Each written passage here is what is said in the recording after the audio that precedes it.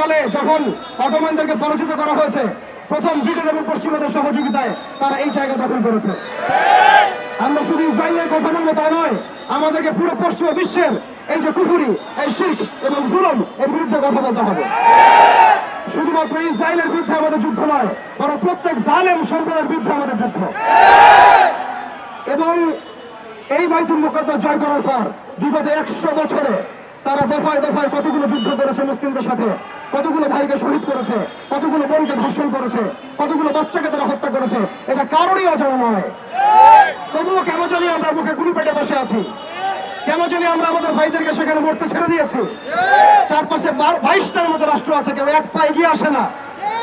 আমাদের ভাইরা রক্তাক্ত হলে তারা ত্রাণ ঘটাতে চায়, আপনি রক্তের বদলে রক্ত কেন ছড়ান না?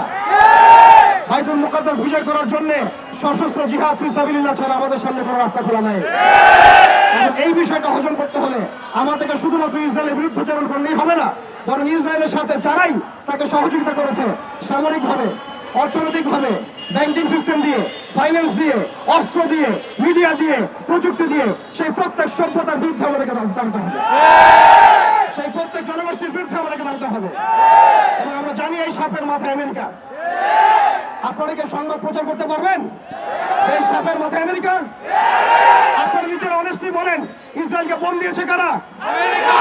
অস্ত্র দিয়েছে কারা? জনবল দিয়েছে কারা? ধর্ষণের লাইসেন্স দিয়েছে কারা? জেরুজালেমকে স্বীকৃতি দিয়েছে কারা? কারা অটোমানদেরকে ডিফিটের সময় ইসরায়েলের পাশে ছিল? কারা আরব ইসরায়েল যুদ্ধের সময় ইসরায়েলের পাশে ছিল?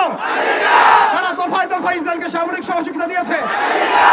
এর পাশাপাশি কারা পেট্রোডলার চুক্তির মধ্য দিয়ে ইসরায়েলকে আজকে শক্তিশালী করেছে? অতএব এই সাপের মাথায় আঘাত করতে হবে। আমরা বলছি, আমরা পদচারণা করলে ইসরায়েল ভেসে যাবে।